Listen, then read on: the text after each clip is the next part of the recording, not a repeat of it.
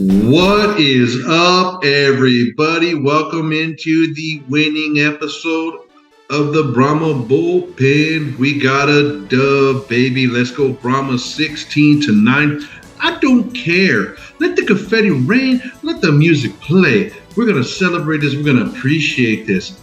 Does our offense still suck incredibly? Yes, it does. But is our defense enough to compensate for our offense? For this past weekend? It was. Let's go, baby. Brahma's got the dub. Haas. Cut the music. Haas. Tell me about that win, baby. What do you think? What do you got? Our defense is amazing. We have the leading tackler in the XFL, Jordan Williams. That dude was all over the place, bro. He is so good. He finished with 14 tackles this game. 3 tackle for losses. I mean, we all saw that one that he blew up in the backfield. So Scott stripped the ball. Mm-hmm. Williams picked the ball up and ran it in, right? Mm-hmm. It was only right that he did. I agree 100%. Those are two of the best players I've had on defense. The only thing that would have made it better is if Barku had got a pick 6 too. But hey, anyways, producer, rock that video. Throw up that highlight real quick. Let's see that hit and that touchdown return. 1, 2, 3. Ball's on the ground. San Antonio with the scoop. And Jordan Williams is going to take it to the house. 39-yard fumble return after Delonte Scott forced it out. Boom. There you go, bro. Play of the day. In my opinion, maybe play of the year for the Brahma defense. Yeah. I mean, it was just amazing. It was a lights-out performance. Just don't know what else to say about it other than it was good. Tonight's episode, we'll talk some more about Brahma Renegades. We're going to talk about the Viper preview. We're going to look at the XFL weekend review. There's been some movement and some shaking going on in there. We'll look at TV ratings and attendance again. And, we're going to end the episode talking playoff talk, and we're going to do some math. We're going to do carry the one, hashtag, square root, math symbols flying everywhere. How do the Brahmas make the playoffs? You go with that, Haas? Come on. Let's get it. Okay, man. Let's talk about the game. I'm going to go right out on the limb, and I'm going to say, first of all, I appreciate what Coach Ward is doing. I appreciate the thought process of playing Juwan Pass and a quarterback who's been on the roster for like 30 seconds. I would have personally rather seen Pass get the ball, play the whole game, and see what he can do. But I understand what's happening. I understand wanting to get the other guy in and get him some reps.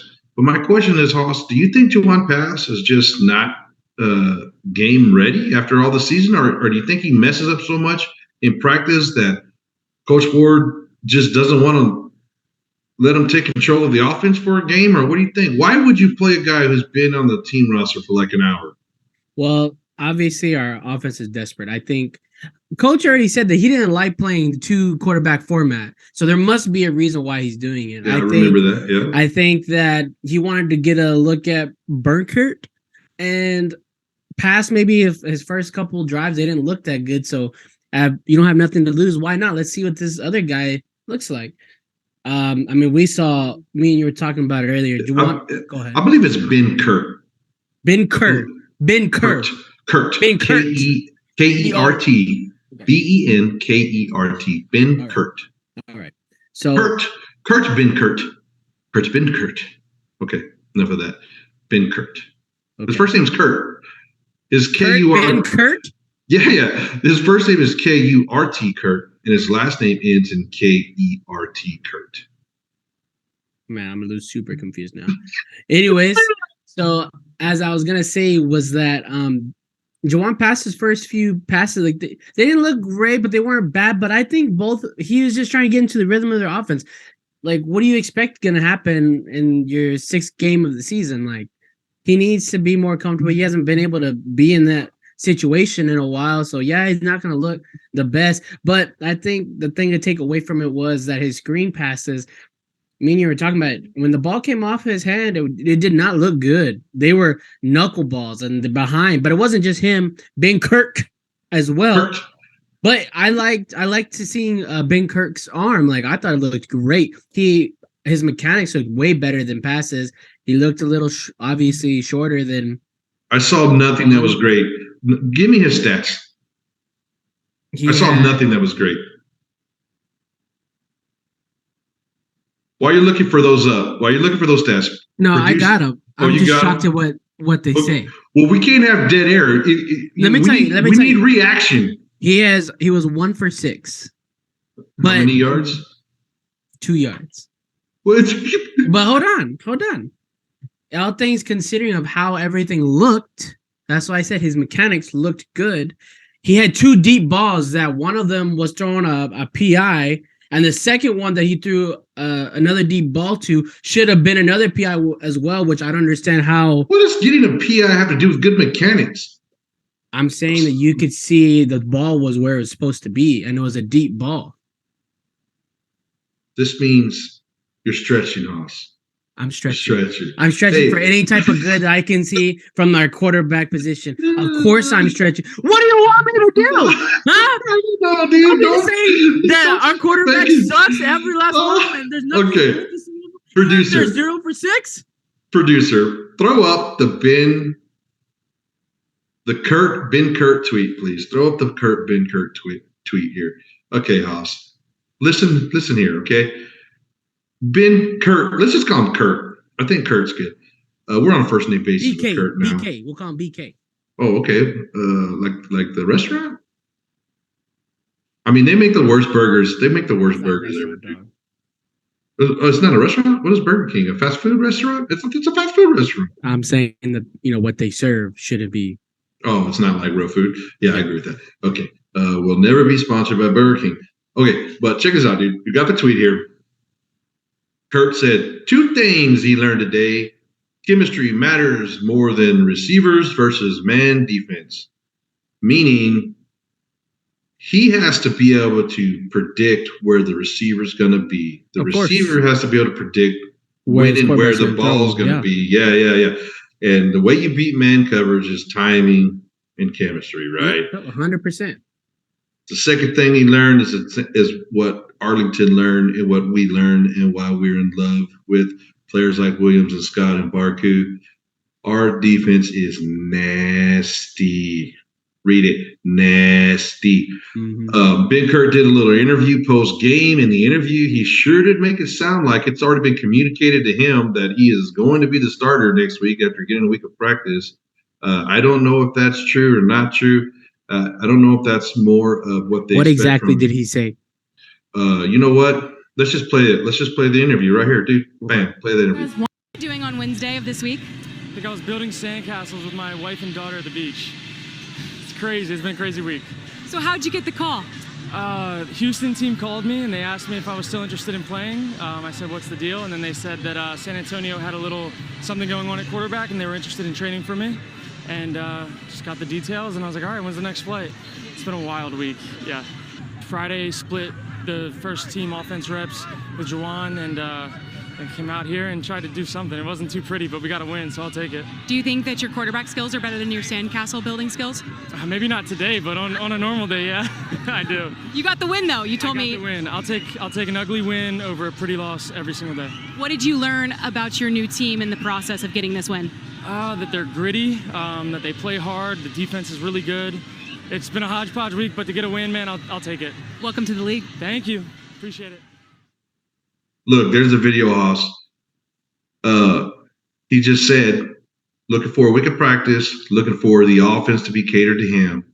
Interesting. So I'm hearing that he already thinks he's the starter next week. What do you think? Interesting. That's what he makes it seem like. Obviously, San Antonio saw something if they wanted to trade for him. Okay, so when the announcement was made on Twitter, I was looking around on it. There's a lot of Ben fans. Yes, like he's almost got like this cult following out of Green Bay, which is pretty cool. Yeah, and so there was so many Green Bay folks that said, "Hey, I'm rooting for the Brahmas now. I'm rooting for the Brahmas now," and it's pretty wild to think about. But we'll see what happens, man. I don't know. You got anything else on this game? We're gonna do an Insta game. Check out the Insta game react on our YouTube channel if you want more, reaction to that game. But for the sake of time, you ready to move on, Haas? Let's come on. Let's do it. Let's talk about Vipers, man. The Vipers lost 29-6 to the Battlehawks. Their Twitter folks were tweeting about it like it was an amazing loss. I don't know, man. I watched the game. Their offense is bad. They're 1-5, so they've scored 111 points and given up 163 points, meaning they got a 52-point differential there. They and traded. They just okay. I'm sorry. Go ahead. Yeah. I was about to say. I'm about to just throw up there, dude. According to XFL Communications Department, Arlington has been Luis Perez has been traded to Arlington for receiver Ryan Muller, and Vegas isn't all that great, so there's a lot going on there, but fresh off the wire, looks like Luis Perez, man, probably in my opinion their best quarterback, but there's probably some fighting going on to who gets to start in that locker room there. Pull up that depth chart for me if you could, Hoss, on the QBs. But Arlington has received Luis Perez to play quarterback. They fired or released, let's just say fired Slaughter. I guess Slaughter was running his mouth about the offensive coordinators and the play calling.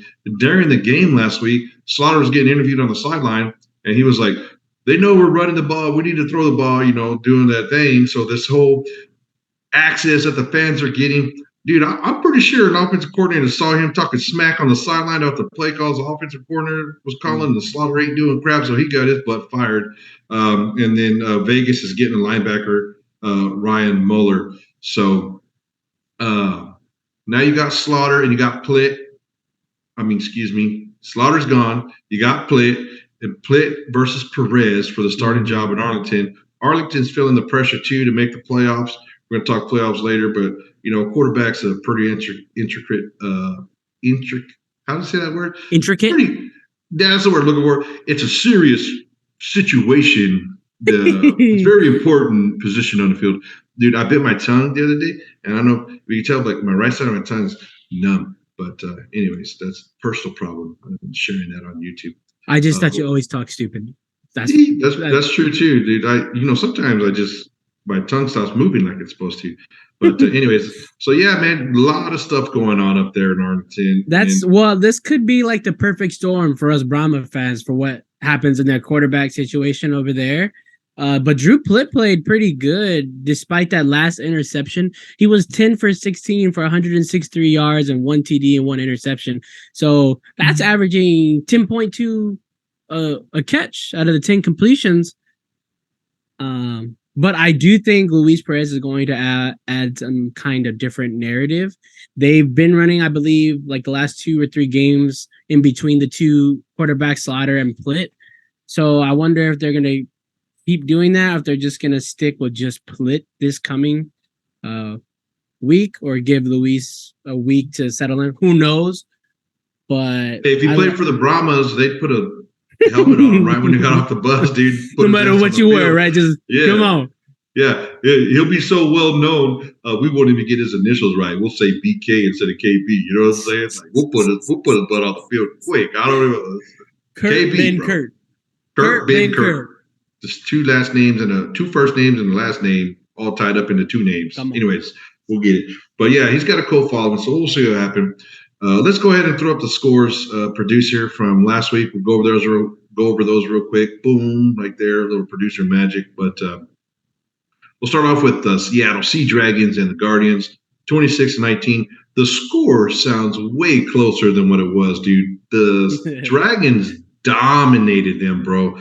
Dominated them. In the last few minutes, they did that whole Hail Mary, get a lucky touchdown grab, make the score look closer, go for it on 4th and 15, whatever they could do. But this game was over in the second quarter, dude. The Dragons just dominated them. Then you got the Battlehawks and the Vipers. This game looks just like it was, 29-6. St. Louis was on it. A.J. McCarron had him a hell of a day. Boss, Give me AJ McCarron, Crybaby. Remember we did Crybaby AJ? Mm-hmm, Give me Crybaby AJ stats against the lowly Vipers. 23 of 29 for 236 yards and 3 touchdowns. Dang. 23 of 29. So that is like what? At least 75. Don't do math. 75. He dragged the 3. Somewhere up there. It's good. It was good. It was good. How many touchdowns? He had 3. Do the Brahmas have 3 passing touchdowns for the season? I don't know, dude. Guesses I know. I don't know, dude. Which sucks. I don't know, dude. We don't have statisticians working behind the scenes to tell us the answer, so we're gonna have to. Going on, of course, we already talked about the Brahmas Renegades, 15-9. Only touchdown was for the Brahmas was on defense. We got that tud and then some field goals. Romo is our offensive player of the year by far. TJ He'll be in the NFL next year. Dude, for sure, dude. TJ Vassar was pretty much a no-show, dude. What did he have received? He had 1 catch for 22 yards, but he was targeted 7 times. That's right.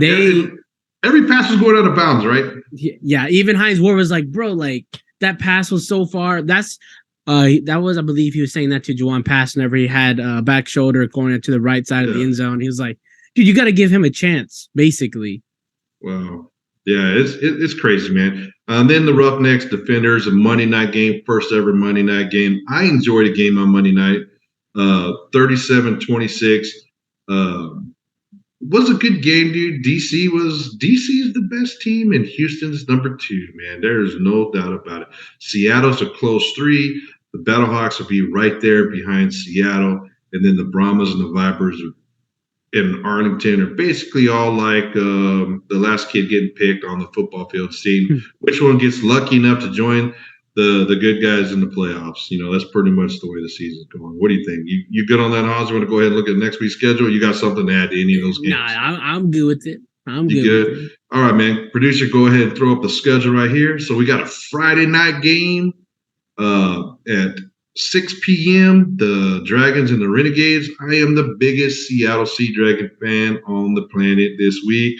Let's go Dragons. I will be watching that game. I will be rooting for the Sea Dragons so hard.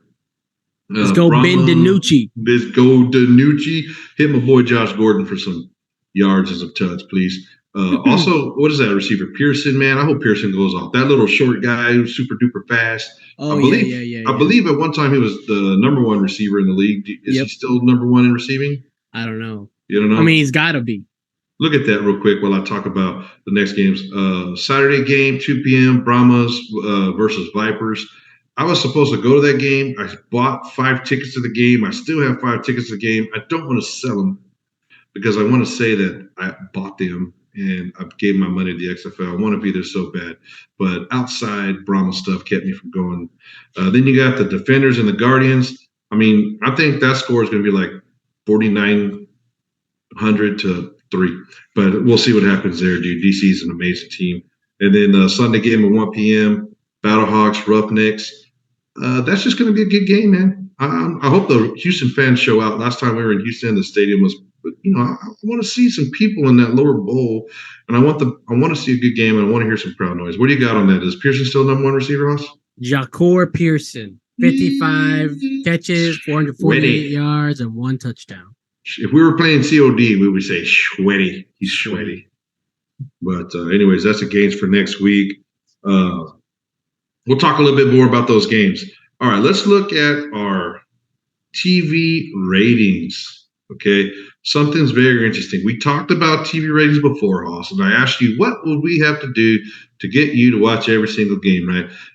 Do we need to put it on network TV? And you basically said network TV don't mean a jack squat to you, and there's nothing the XFL can do to make you watch every game. And I get it. People got stuff going on. I was just kind of, hazing you a little bit. I know that's not politically correct. Sure. But I've been hazing you your whole life. Deal with it. That's all I got to say. But anyways, we'll look at these viewership numbers. So week 6 TV ratings, Saturday, Orlando at Seattle. ABC game, 1 million watchers, 1.047 according to Mike Mitchell. Saturday game, FX, 371. That's all you need to know about. Arlington Sunday game, 753,000. That was also an ABC game. I think Sunday had a lot to do with, they said there was a WWE pay-per-view event, I believe, going on Sunday. And then, of course, you had a lot of college hoops or whatever. A lot of stuff that we're fighting against on Sunday. But you can see it's even double the Vegas game on Saturday. And then the Monday night game, 371,000 viewers. That was on ESPN2. So you can see the difference, man. It's about getting the right game in the right time slot, right?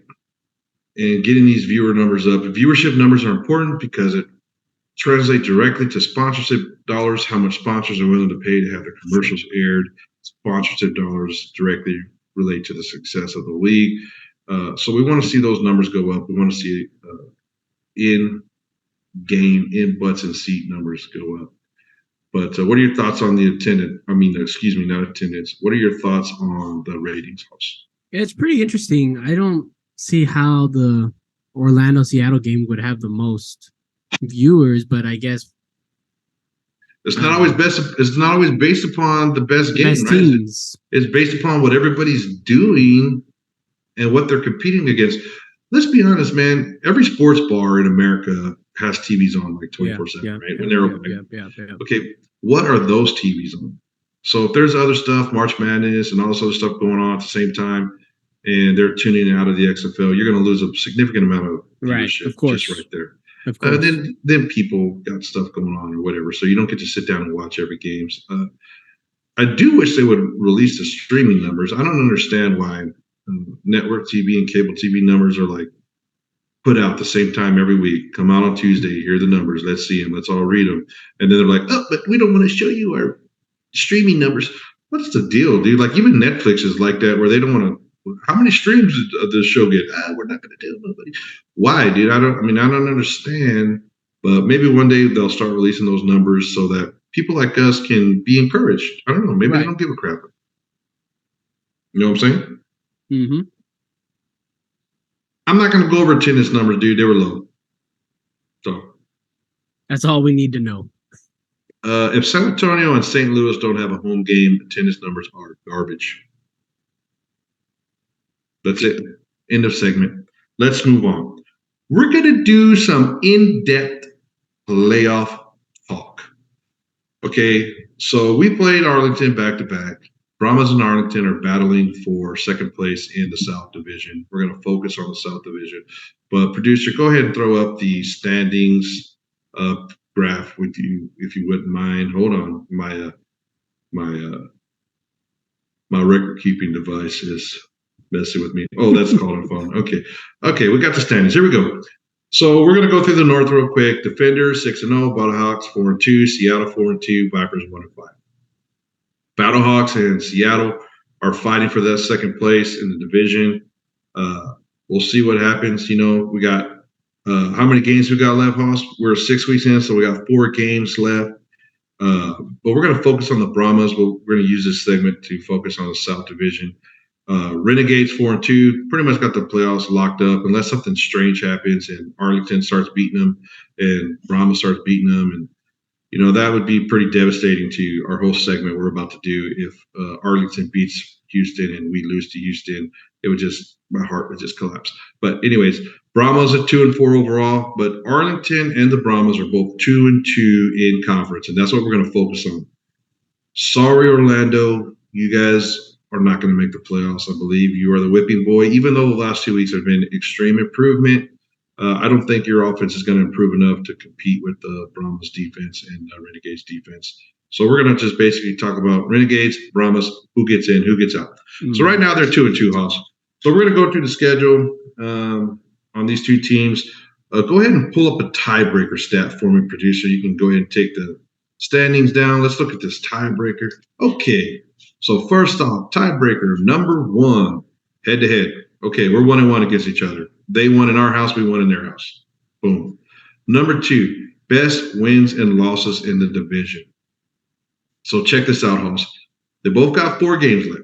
Mm-hmm. Arlington plays Seattle, Orlando, DC, Houston. Brahmas play Las Vegas, Houston, Orlando, DC. So we got 3 similar opponents coming up. The games we're going to focus on are South Division games. So we both play Houston and Orlando one more time. Mm-hmm. There's a high probability that these guys are going to go 1-1 in both of those games. But let's just go through this. Because we're going to look at this win-loss. They're both 2-2.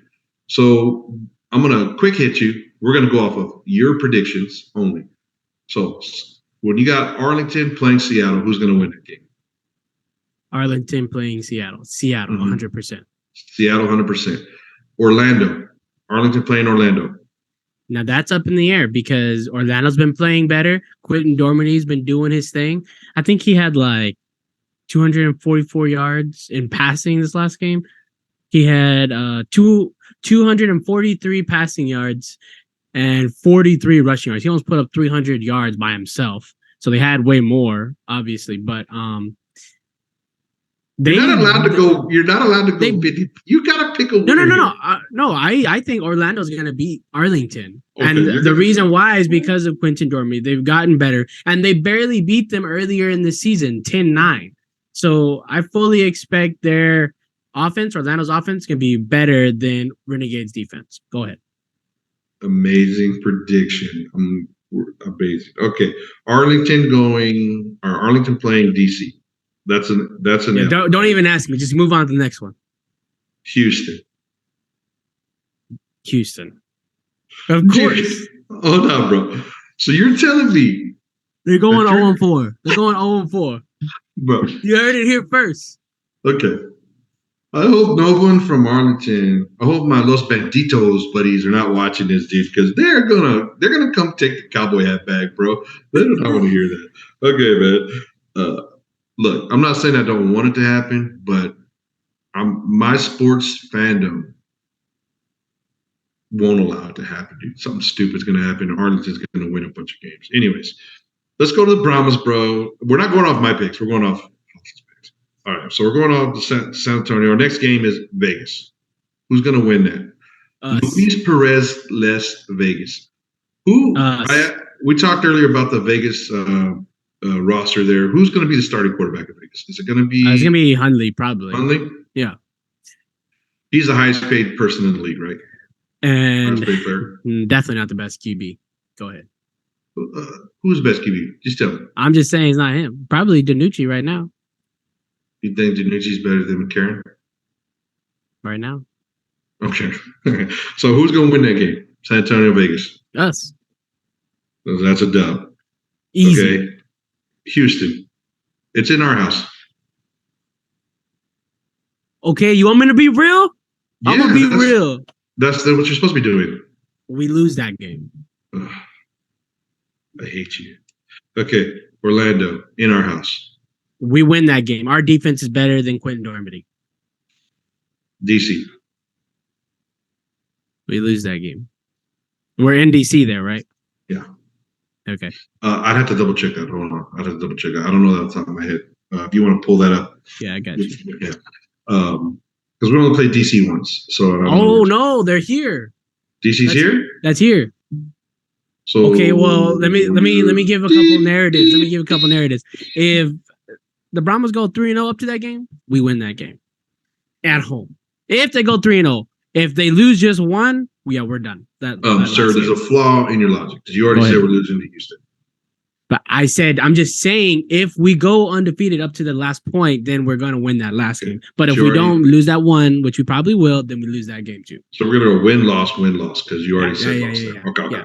So that means that we end up going 3-3 in our division, and you got Arlington going 2-4 in the division. So according to Haas's mathematical, precise, predictive analytics inside of his brain, let me crunch these numbers.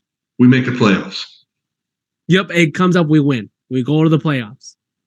Okay, that's it. We go to the playoffs.